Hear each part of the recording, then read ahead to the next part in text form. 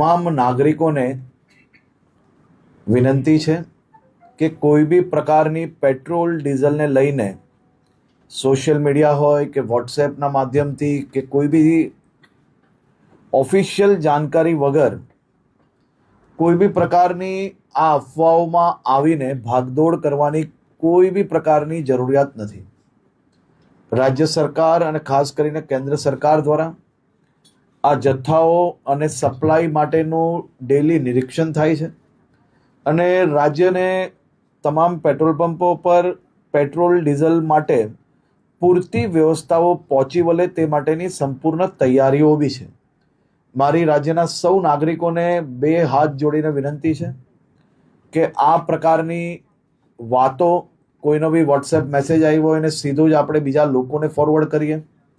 કોઈ બી પ્રકારની જાણકારી વગર, સંપૂર્ણ માહિતી વગર પોસ્ટ મૂકીને આપણે આપણી જોડે જોડે હજારો લોકોને કારણ વગરના એમનો સમય વેડફીએ અને સાથે સાથે કોઈ બી પ્રકારે શહેરમાં કે રાજ્યમાં આ પ્રકારની ખોટી માહિતીઓ ફેલાવનાર લોકો પર બી આવનારા દિવસોમાં કડક પગલાં ભરવામાં આવશે.